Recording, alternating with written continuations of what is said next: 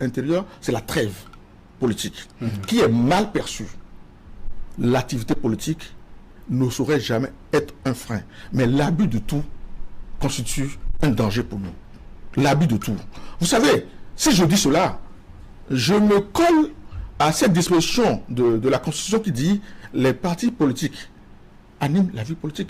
Les lois électorales, le code électoral, les lois la loi sur le système partisan, tout cet attelage-là, hein, reconnaît aux partis politiques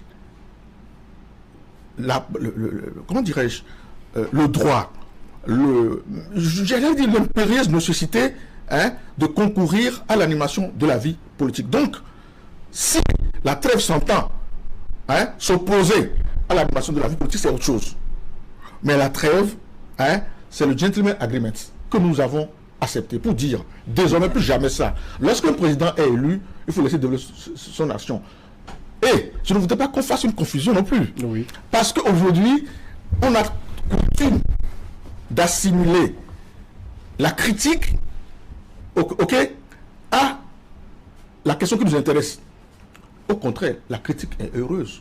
La critique permet de bien faire. Ce qu'on ne veut pas accepter lors de la trêve, qui pour moi est aujourd'hui la meilleure innovation de ce que je trouve dans cette révision-là. Tout à l'heure, j'avais dit que les députés de l'Assemblée nationale, hein, ont révélé, d'accord, ce que nos vénérables maîtres constituants ont fait en 1990.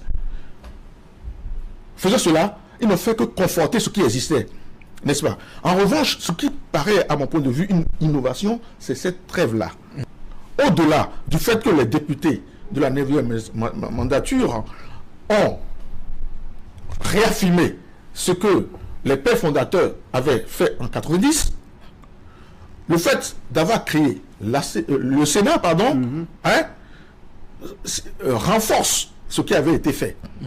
D'accord? Corrobore même la vision qui est celle des constituants.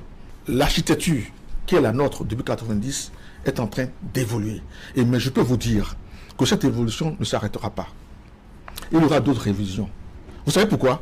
Bientôt, nous allons remarquer le vide qu'il y a à ne pas avoir un conseil d'État. Et si on doit mettre en place un conseil d'État, inéluctablement, on doit toucher à la Constitution.